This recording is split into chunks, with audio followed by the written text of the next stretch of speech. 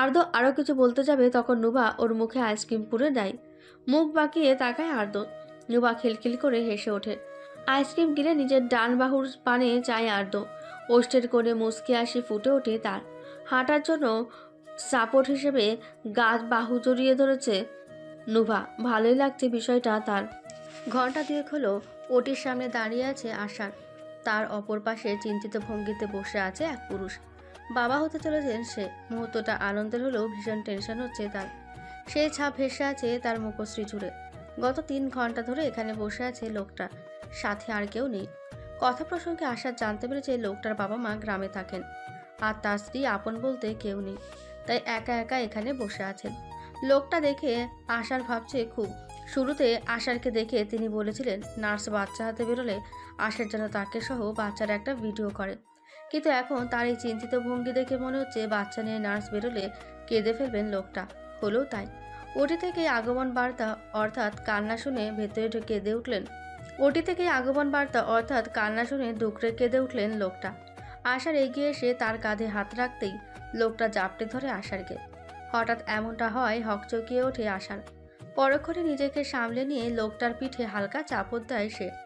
এর মাঝে নার্স সাদা টাওয়ালে পেঁচিয়ে নিয়ে আসে ফুটফুটে এক মেয়ে সন্তান। লোকটা শার্টের হাতায় চোখ মুছে মেয়েকে কোলে তুলে স্নেহময় চুমু এঁকে দেয় কপালে। পরবর্তীতে আজান দেয় মেয়ের কানে। সবটাই ফোনে ভিডিও করে আশার। কাঁধে স্পর্শ পেয়ে ঘাড় ফিরিয়ে তাকায়। হাসি মুখে দাঁড়িয়ে আছে সেই রমণী। সিলভার পাড়ের বেগুনি জামদানির ওপর সাদা অ্যাপ্রন বেশ মানিয়েছে। মেয়েটা মিষ্টি হেসে বলল, অসংখ্য ধন্যবাদ আপনাকে। আজ সময় মতো আপনি দূতের ন্যায় সাহায্যের জন্য এগিয়ে না আসলে হয়তো পৃথিবীর আলো না দেখা এক প্রাণ পরপারে চলে যেত। মহান এক কাজ করেছেন। আর আপনি? আমি মানে? ভ্রু কুচকে তাকায় মেয়েটা। আশার স্বভাবসুলভ মুচকি হেসে বলল, আপনিও তো নিজের বেস্টটা দিয়েছেন অপারেশনে, না হলে পসিবল হতো কি? জি অবশ্যই হতো, আল্লাহ সব পারে।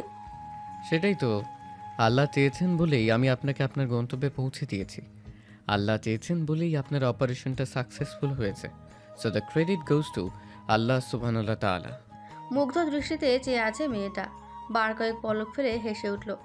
আশার মেয়েটার গলায় ঝুলে থাকা আইডির পানে চাই, কিন্তু সেটা উল্টানো থাকায় নামটা দেখা গেল না। আশার রসিকতা করে বলল, আইডি পড়েছেন ঠিকই, তবে উল্টে আছে সেটা, আবার নেম প্লেটও পড়েনি। বড্ড খামখেয়ালি তো আপনি। মেয়েটা হাসি থামিয়ে চুপ হয়ে গেল। জিহ্বা কেটে আইডি ঠিক করে মৃদুস্বরে বলল, খেয়াল ছিল না একদম, আমি ডক্টর রুহানি। রুহানি হাত বাড়িয়ে আশার হাত মিলিয়ে বলল, আষাঢ় একজন বোরিং বিজনেসম্যান। কেন বোরিং কেন? সে এক লম্বা কাহিনী, বলা শুরু করলে শেষ হবে না। আপনি বাসায় যাবেন না? রাত তো অনেক হতে চলল।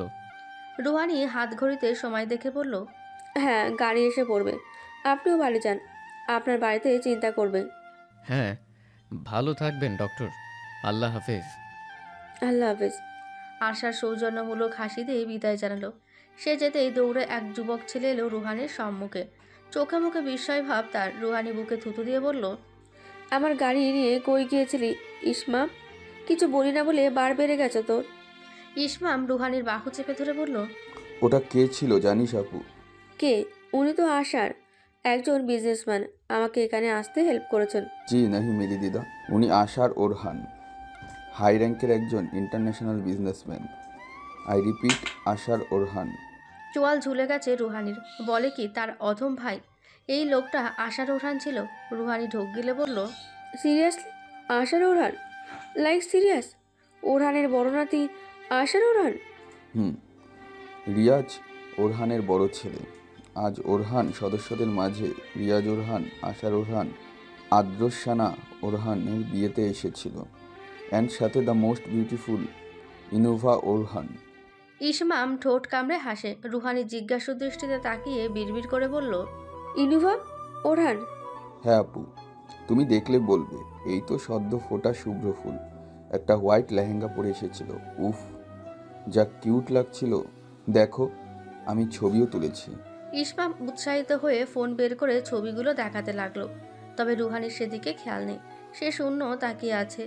আশা তাকে চিনতে পেরে সাহায্যের জন্য এসেছে, নাকি সবটাই কাকতালীয় ব্যাপার ছিল? অন্ধকার কক্ষ, বারান্দার থাই গ্লাস খোলা। সেখান হতে শাঁসা করে বাতাস ভেতরে আসছে। বেডে হেলান দিয়ে বসে আছে নুভা। বাড়ি ফেরার পর আর্দ্র আবারও পায়ে ব্যান্ডেজ করে দিয়েছে। এখন সেই আর্দ্রের জ্বর এসেছে। আবহাওয়ার পরিবর্তনে জ্বর ঠান্ডা লাগা স্বাভাবিক, তবে তাকে অসুস্থতায় ভুগতে হয় না বললেই চলে। কিন্তু যখন আসে তখন যেমন তেমন আসে না, ভয়াবহ জ্বর আসে, সেই সাথে ঠান্ডা কাশি তো আছেই। তবে এদের সময়কাল এক রাতের বেশি স্থায়ী হয় না। পায়েল এবং নাজনীন ঘুম বাদ দিয়ে এখন আর্দ্রের যত্ন নিতে ব্যস্ত হয়ে পড়েছে। অনুষ্ঠান থেকে ফিরে ছেলেটা ফ্রেশ হতে যে রুমে গেল আর খবর নেই। কৌতূহল হয়ে নাজনীন যখন রুমে আসলো তখন আর্দ্র বিছানায় আধশোয়া অবস্থায় পড়ে আছে। উন্মুক্ত গায়ে শুধু একটা 3/4 প্যান্ট। বার কয়েক ডেকেও সাড়া না পেয়ে যেই আর্দ্রের পিঠে হাত রাখলেন, উত্তাপে শিউরে গেল তার হাত। এরপর তার বৌমাকে ডেকে এনে একসাথে নেমেছে নাতির জ্বর কমানোর ধান্দায়। চোখ বুজে নিল নুভা। আর্দ্রের সাথে যত সম্ভব স্বাভাবিক ব্যবহার করার চেষ্টা করে সে, কিন্তু ঝড়ের দিনের কথা মনে পড়লেই অপ্রস্তুত হয়ে পড়ে। সেদিন কেন এমনটা করেছিল জানে না সে, তবে আজ অনুষ্ঠানে যা হয়েছে সেটা ভেবে এই মনটা অস্থির হয়ে পড়ছে। আর্দ্রের সাথে ভবিষ্যতের কোনো নিশ্চয়তা নেই, থাকলেও আর্দ্র এবং তার মিলন সম্ভব না। সম্ভব করতে হলে সবকিছু ছেড়ে চলে যেতে হবে। কিন্তু সবচেয়ে বড় বিপত্তি আর্দ্র নিজের। যাকে নিয়ে নিরুদ্দেশ হওয়ার পরিকল্পনা, তার মনে যদি কোনো অনুভূতি না থাকে তখন কি হবে? গভীর ভাবনার মাঝে বেড সাইড টেবিলে থাকা ফোনটা বেজে উঠল। নুভা হাত বাড়িয়ে আলস্য ভঙ্গিতে ফোনটা হাতে নিল। এই রাতে আননোন নাম্বার থেকে কল এসেছে দেখে ভ্রু কুচকায় নুভা। পরক্ষণে বিষয়টা স্বাভাবিকভাবে নিয়ে কল রিসিভ করে সে। গলা ঝেড়ে নুভা বলল, আসসালামু আলাইকুম, কে বলছেন? অপর পাশ থেকে উত্তর এলো না। কিছুক্ষণ মৌন থেকে নুভা ফের বলে উঠল, হ্যালো, কে বলছেন? কুরিয়ার অফিসের স্টাফ বলছি। আবু, আপনার একটা পার্সেল এসেছে। আপনি হয়তো ভুলে এসেছেন, আমি কোনো কিছু অর্ডার করিনি। কি যে বলেন আপু, গত 10 বছর ধরেই পার্সেলটা দেওয়ার অপেক্ষা আছে। এমন ভুল কিভাবে করি? ঈষৎ কেঁপে উঠল নুভা। এক লাফে বেড থেকে নেমে তড়িৎগতিতে বারান্দায় গিয়ে দাঁড়ায়। ওই তো চাঁদের স্নিগ্ধ আলোতে স্পষ্ট দেখা যাচ্ছে তাকে। সাদা ওডি গাড়িটায় সাথে হেলান দিয়ে দাঁড়িয়ে আছে। সাদা শার্টের হাতা গোটানো কনুই অবধি, বা কাঁধে ঝুলছে ব্রেজারটা। ট্রিম কাট করা চুলগুলো সেট করা, এক হাতে পকেটে পুরে অন্য হাতে ফোন কানে ধরিয়ে নুভার দিকে অপলকভাবে চেয়ে আছে যুবকটা। তৃষ্ণাত চোখ দুটো প্রাণ ভরে দেখছে তার প্রিয়তমাকে। নুভা বিস্ফোরিত নয়নে তাকিয়ে থেকে বা হাতে মাথার চুল খাবলে ধরল। কেউ দেখলে নির্ঘাত চুলকালাম বাঁধবে।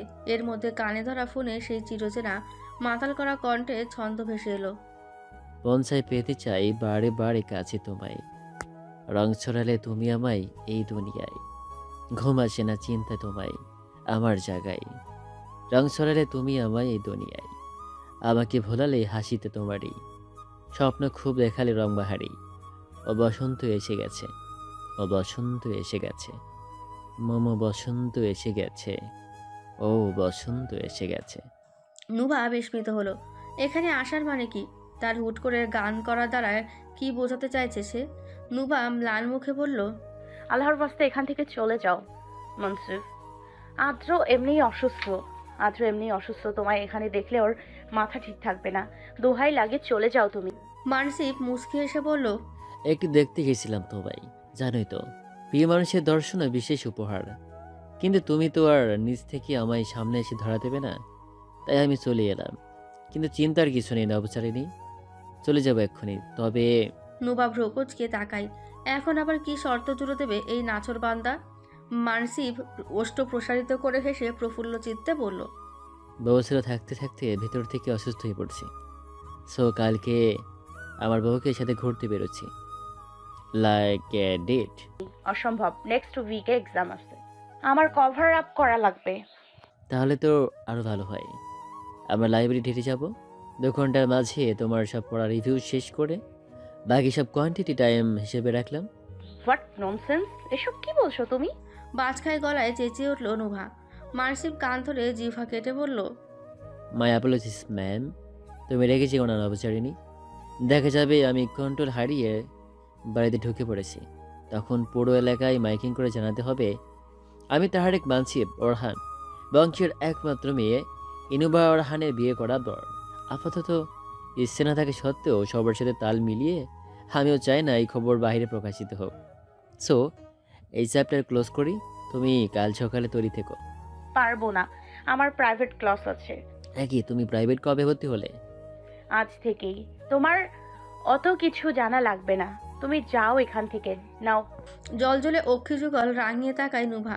মানসিব শব্দ করে হেসে বলল, একে তুমি প্রাইভেটে কবে ভর্তি হলে? ওকে ম্যাম, তবে কাল আপনাকে প্রাইভেটে ড্রপ করে দিয়ে আসবো হবে। কেমন? ভালো করে ঘুমান এখন। এতগুলা চুমু আপনাকে ভীষণ ভালোবাসি নবচারিণী। বিপরীতে কিছুই বলল না নুভা। মানসি ড্রাইভিং সিটের কাছ নামিয়ে ফ্লাইং কিস ছুটে দেয় নুভাকে। অতঃপর গাড়ি স্টার্ট দিল বাড়ির উদ্দেশ্যে। নুভা সেখানে অনুভূতিহীন বস্তুর ন্যায় ঠায় দাঁড়িয়ে রইল। সাদা গাড়িটা আধারে মিশে যেতে কক্ষে ফিরে এলো সে। ফোনটা বেডে ছুড়ে দিয়ে ধীর পায়ে বেরোলো কক্ষ হতে। কয়েক পা এগিয়ে পাশের কক্ষের সম্মুখে এসে দরজায় নক করলো নুভা। অনুমতি পেয়ে ধীর পায়ে প্রবেশ করলো সে। এত রাতে নুভাকে হেঁটে আসতে দেখে দ্রুত এগিয়ে এলেন পায়েল। ওর বাহু ধরে কক্ষে থাকা সিঙ্গেল সোফায় বসিয়ে দিয়ে চাপা স্বরে বললেন, পায়ের অবস্থা দেখেছিস অবাধ্য মেয়ে? দরকার হলে আমায় কল দিতি, হেঁটে আসতে গেলি কেন? যদি পড়ে যেতি তখন কি হতো? নুভা পায়েলকে শান্ত করে মিহি কণ্ঠে বলল, আমি ঠিক আছি বড় আম্মু, শুধু ঘুম আসছে না। ভাবলাম একটু আধটু পরে কভার করে রাখি। এক কাজ করো, তুমি ঘুমোতে চলে যাও, আমি আদ্রের সাথে থাকছি। কিন্তু কথা গলায় আটকে গেল পায়েলের। নুভার আবদারময় দৃষ্টি উপেক্ষা করতে পারলেন না তিনি। ফ্রেশ হয়ে নিঃশ্বাস ছেড়ে বললেন, ঠিক আছে, মেনে নিলাম। কিছু প্রয়োজন পড়লে আমাকে কল করবি। ফোঁস করে নিঃশ্বাস ছেড়ে বললেন। নুভা হাত উঁচিয়ে স্যালিউট দিতেই মৃদু হেসে ওর কপালে চুমু দিয়ে উঠলেন পায়েল। ঘুমন্ত আর্দের মাথায় হাত বুলিয়ে বেরিয়ে গেলেন তিনি। ধীর পায়ে এগিয়ে এসে বেডে চড়ে আর্দের কোমরের কাছে আসন পেতে বসলো মেয়েটা। জ্বরে আক্রান্ত আর্দের লাল মুখটা দেখে আলতো হাসল। কিছুক্ষণ চেয়ে থাকে মোলায়েম কণ্ঠে মানসিবের অসম্পূর্ণ গানটা গেয়ে উঠল নুভা।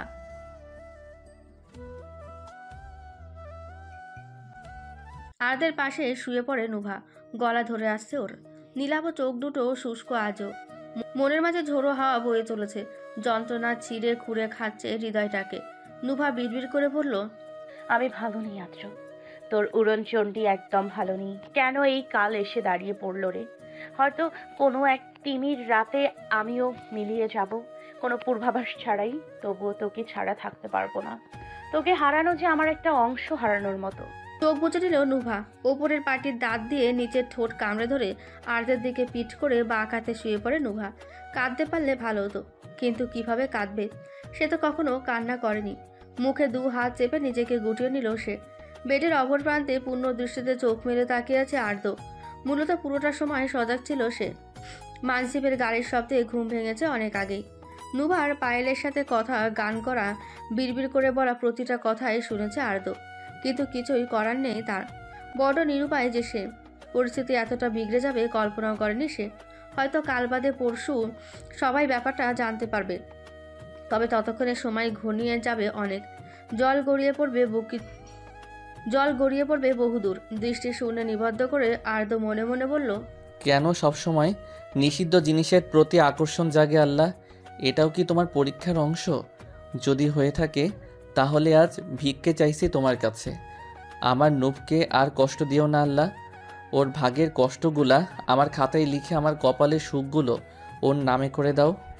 সাত সকালে সদর দরজা খুলে ভ্রু কুচকে তাকালেন পায়েল। সুদীর্ঘ সুদর্শন এক যুবক হাসি মুখে দাঁড়িয়ে আছে। পায়েলের অবাক চাহনি থেকে যুবকটা ওষ্ঠ প্রসারিত করে হেসে বলল, আসসালামু আলাইকুম বড় আম্মু, কেমন আছেন আপনি? আমি মানসিব, চেনেছেন? পায়েলের সম্বিত এলো। তিনি মৃদু হেসে বললেন, ওয়ালাইকুম আসসালাম। আলহামদুলিল্লাহ ভালো আছি। তুমি কেমন আছো বাবা? আরে বাহিরে দাঁড়িয়ে আছো কেন? ভেতরে এসো আগে।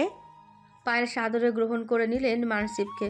যতই ঘোর শত্রুতা হোক, বাড়ির দ্বার থেকে বিদায় দেওয়া দৃষ্টিকটু দেখায়। এর মাঝে ড্রয়িং রুম হতে চেঁচিয়ে উঠলেন নাজদিন। বৌমা, কে এসেছে?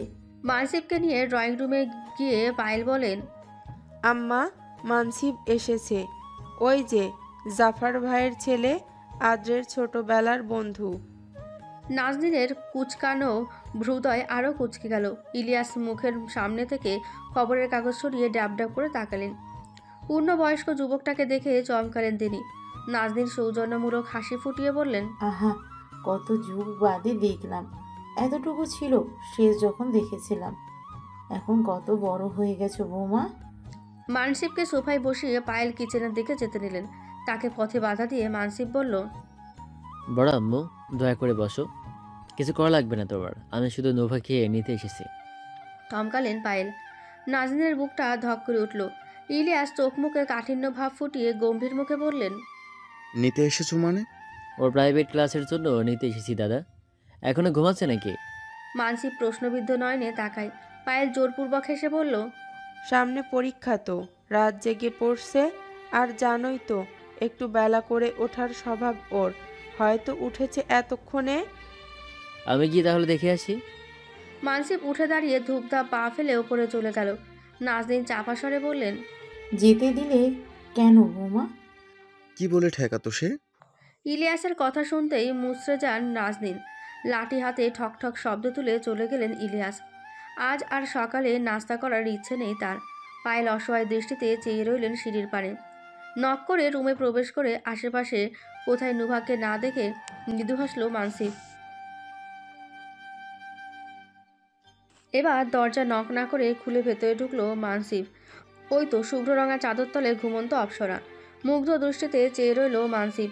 কবে যে নিজের রুমে দেখবে এই মানুষরূপের পুতুলটাকে। গভীর ভাবনার মাঝে ব্যাঘাত ঘটল ওয়াশরুমের দরজা খোলার শব্দে।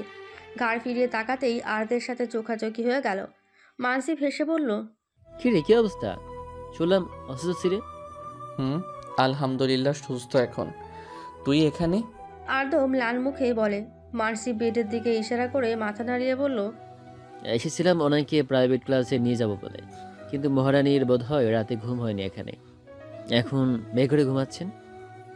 আরদের চোয়াল শক্ত হয়ে গেল। দাঁতে দাঁত পিষে তেজ গলায় বলল, তুই জানিস ও কেমন, আর এটাও জানিস আমি ওর সাথে রাতে বেডে ছিলাম না, তবু এসব বলতে বিবেকে বাঁধলো না? হ্যাঁ, রেগে যাচ্ছিস কেন? বড় আমা বললো নুভা রাত জেগে পড়েছে, তাই বললাম রাতে ঘুম হয়নি কারণ ও এখানে পড়েছে। আরদো রাগে হিসহিস করতে লাগলো। সাত সকালে মন মেজাজের 12টা বাজাতে চলে এসেছে এক আহাম্মক। নিজের রাগটা দমিয়ে আরদো বেডে গিয়ে বসলো। নুভা চুলের গোড়ায় আঙুল চালিয়ে কোমল কণ্ঠে বলল, নুব উঠ, সকাল হয়ে গেছে। নুভা খানিকটা নড়ে চড়ে অন্য কাঁধে মুখ করে শুয়ে ফের ঘুমিয়ে পড়ল। আরদো আদুরে ভঙ্গিতে ফের ডেকে উঠতেই নুভা চোখ মুখ কুচকে বলল, আরেকটু আছো প্লিজ। আর একটু ঘুমালে তো ক্লাস মিস হয়ে যাবে। দরফরিয়ে শোয়া থেকে উঠে বসলো নুভা। চোখ বুলিয়ে আরদোকে দেখে জোরে নিঃশ্বাস ছাড়ল নুভা।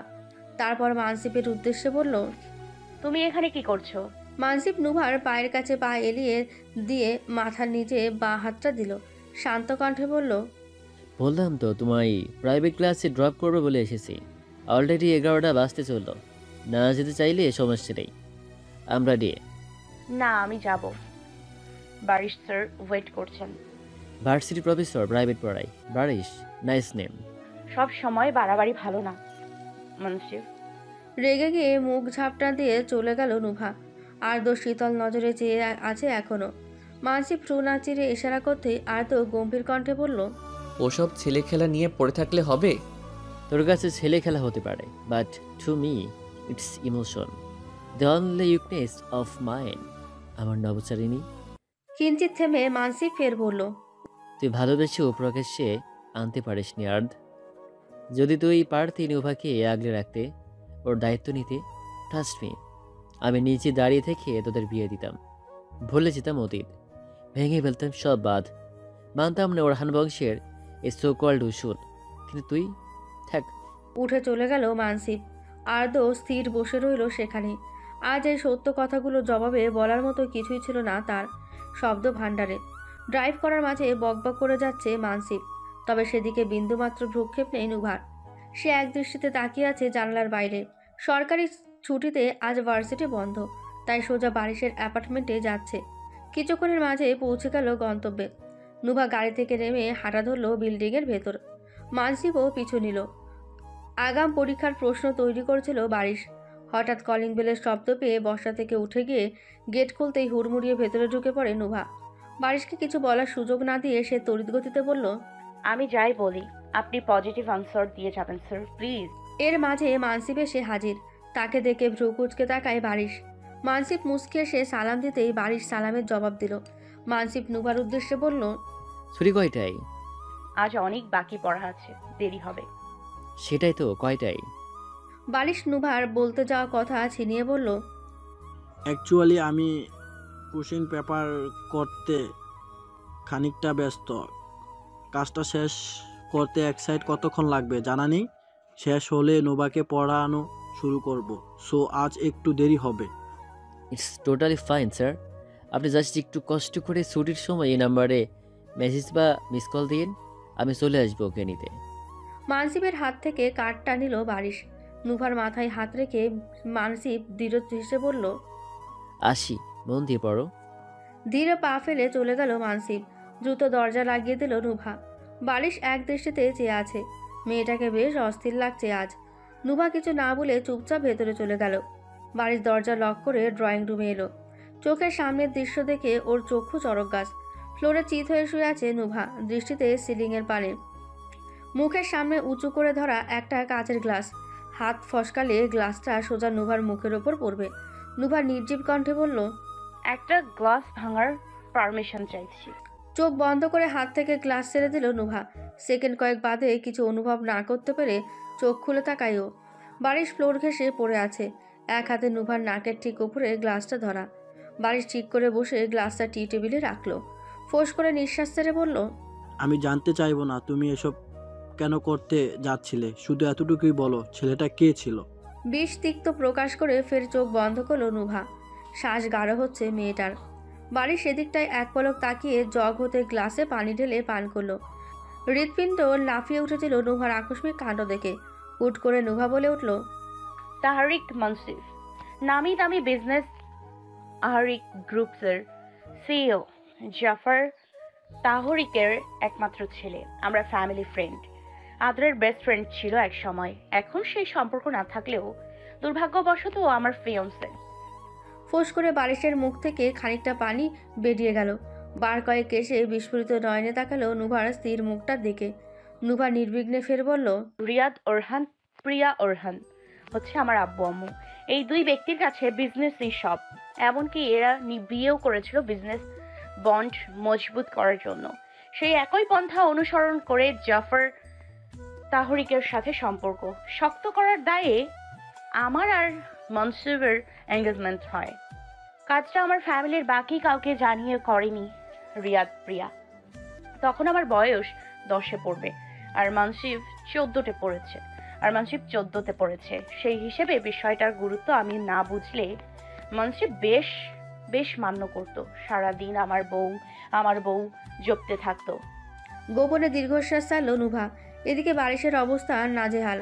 ভেবেছিল আর্দ্র নুভার মাঝে কিছু চলছে, তাই তো নিজেকে নুভার থেকে গুটিয়ে নিয়েছিল সে। কয়েকদিনের ব্যবধানে সে ধরতে পারে ওটা ভালোবাসা না, নুভার মোহে আটকে ছিল। আর এখন কি শুনছে এসব?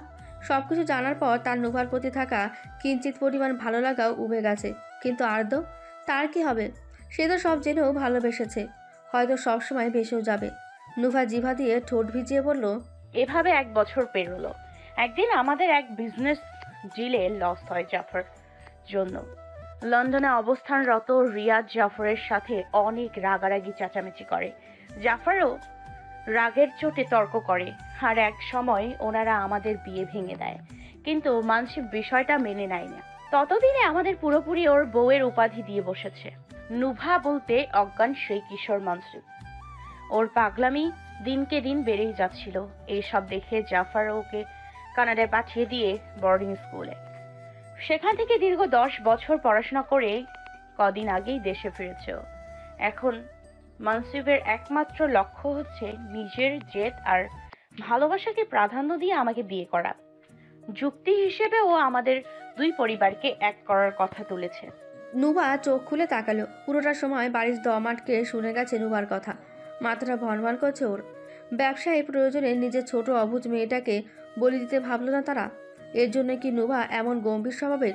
কিছুক্ষণ মৌনতা কাটিয়ে বাড়ির শুধালো, কিন্তু তুমি এখন প্রাপ্তবয়স্ক, কেউ চাইলে জোর করে তোমার উপর কিছু চাপিয়ে দিতে পারবে না। তুমি রাজি এই বিয়েতে? তার ছেলের হাসি ফুটিয়ে নুভা শ্লেষের সুরে বলল, মানসিব একবার রিয়াজ প্রিয়াকে বিজনেসের লোভে ফেলতে পারলেই ওদের রাজি করিয়ে ফেলবে। এখানে আমি রাজি থাকা না থাকায় কিচ্ছু যায় আসে না। কিন্তু আমার মনে হচ্ছে বিয়েটা আমার করতেই হবে এবার, না হলে এর ইফেক্ট গিয়ে অন্য কারোর কাঁধে পড়বে। বারিশ নুভা শুষ্ক মুখটার পানে তাকালো। মেয়েটা অনুভূতিহীন দৃষ্টিতে তাকিয়ে আছে জানলা দিয়ে বাহিরে। আকাশ দূরে কালো মেঘ জমেছে, যে কোনো সময় হুটহাট বর্ষণ শুরু হবে। হঠাৎ সজোরে বাজ পড়ল ধরণীর বুকে, কেঁপে উঠল পুরো শহর। বিদ্যুৎ ছিন্ন হয়ে গেল সাথে সাথেই। অপলক নজরে চেয়ে আছে নুভা। জেনারেটরে চলে আসতেই নুভা ঢোক গিলে ধীরে বলল, কারো কাছে মনের কথা খোলাসা করা পছন্দ করি না আমি। প্রয়োজনের চেয়ে আগ বাড়িয়ে কারোর সাথে কথাও বলি না। আদ্রের হিসাব আলাদা, ওর সাথে ফালতু বকবক করতেও ভালো লাগে না।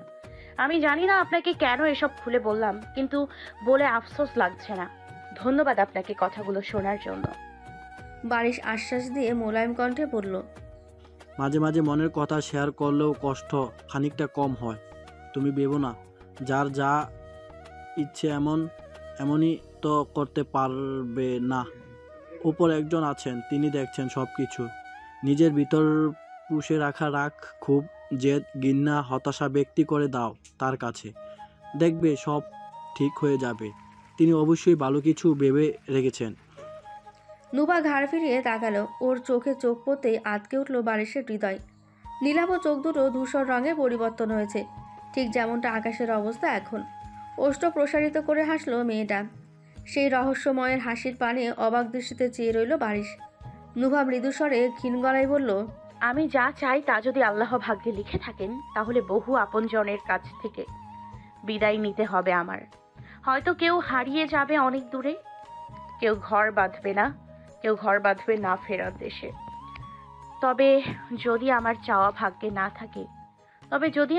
ভাগ্যে না থাকে, তাহলে সবাই সুস্থ সবল থাকবে, একসাথে হাসি খুশিতে জীবন যাপন করবে। শুধু থাকবো না আমি, নিরুদ্দেশে চলে যাব সেদিন। বারিশের মুখের হাসি কর্পূরের ন্যায় উবে গেল। নুবাকে আজ সত্যি অন্যদিনের তুলনায় অন্যরকম লাগছে। তবে সে কি মানসিবকে বিয়ে করবে না? আরদের ভালোর জন্য চলে যাবে কোথাও, কিন্তু যাবেই বা কই? আচ্ছা, বিয়েটা করে সবার মন জয় করাই যায়, কিন্তু এতে সুখী হবে না আর্দ নুভা। মানসিবও যে নিজেকে মানিয়ে নেবে তা না, পরিবারের বাকিরা কি মানবে এই বিয়ে? আর যদি আর্দের হাত নুভার ধরে, তাহলে পরিবার পরিজনকে ভুলে যেতে হবে আজীবনের জন্য।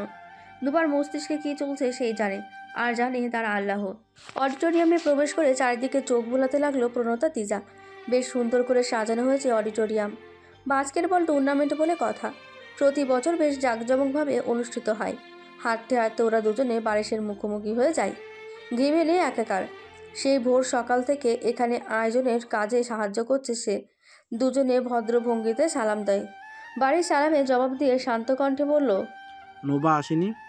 কি জানি কাজে আছে, পরে আসার দাদা ভাইয়ের সাথে আসবে বলো। মৃদুস্বরে বলল প্রণতা। বারিশ মাথা নাড়িয়ে বলে, আচ্ছা শোনো, প্রিন্সিপাল স্যারের কেবিনের টেবিলের ওপর একটা সাদা ফাইল দেখতে পাবে, প্লিজ সেটা একটু এনে দিতে পারবে? আমি এখানে কাজ রেখে যেতেই পারছি না, তোমরা কষ্ট করে নিয়ে আসবে। রিকোয়েস্ট আমাদের লজ্জা দিচ্ছেন প্রফেসর। বারিশ মুচকি হাসলো তিজার কথায়। প্রণতা তিজা একে অপরের পানে চেয়ে হাসি মুখে বলল, আমরা এই যাবে এই আসবো। দুজনে প্রস্থান করলো। বারিশ ফের কাজে মনোযোগ দিল। কিছুক্ষণ বাদে একটা শুষ্ক কণ্ঠস্বর ভেসে এলো কর্ণকুহারে, আপনাকে এত ক্লান্ত দেখাচ্ছে কেন? বারিশ ঘাড় ফিরিয়ে তাকায়। নুভা দাঁড়িয়ে চুইংগাম ফুলাচ্ছে। পরনে একটা হালকা হলুদ কুর্তি, সাদা লেগিংস, গলায় সাদা হলুদ মিশ্রণে স্কার্ফ, পায়ে খানিকটা উঁচু কেটস। বাদামি বর্ণের খোলা চুলগুলো বাতাসে উড়ছে। নীলাভ অক্ষযুগল জল জল করছে। মুখশ্রী জুড়ে হাস্যজাল ভাব। বারিশ এক পলক ওকে পরখ করে বলে, সকাল থেকে ডিউটিতে আছি তাই, কিন্তু তোমার এত খুশি দেখাচ্ছে কেন? খুশি দেখাচ্ছে, হয়তো পড়ার চাপে পাগল হয়ে গেছে। দাঁত কেলিয়ে হাসলো নুভা। বাড়ির হাতের কাগজগুলোর দিকে চোখ রেখেই বলল, পড়ার চাপে না কি ঘুমের ডোসে তো খুবই ভালো করে জানি। এক সপ্তাহ হলো এক্সাম শেষ, অথচ এরপরও একদিন ভার্সিটি দর্শনে আসেনি। আদরকে জিজ্ঞেস করতেও বলল, বাড়িতে কুস্তুকনের মতো পড়ে পড়ে ঘুমাচ্ছে। আপনি ওর কথা বিশ্বাস করলেন প্রফেসর? হতাশ, খুবই হতাশ, মেনে নিতে পারলাম না। এনাফ, আর নাটক করা লাগবে না। ব্রেকফাস্ট স্কিপ করে থাকলে এখনই ক্যাফেটেরিয়া গিয়ে কিছু খেয়ে আসো, ঘরে ভিড় হয়ে যাবে। আর যদি খেয়ে থাকি? আমি জানি তুমি খাওনি, তবুও বলছি যদি খেয়ে থাকো তাহলে ওই দিকটায় যাও। আর্দ্র এবং বাকি প্লেয়াররা রয়েছে, সেখানে গিয়ে জিজ্ঞাসা করো কোনো কিছু প্রয়োজন আছে কি না। নুভা আর ভাবল না, সোজা হাঁটা ধরলো বারিশের দেখিয়ে দেওয়া পথে। ওর যাওয়ার পানে যেয়ে বারিশ ফোঁস করে নিঃশ্বাস ছেড়ে বলল,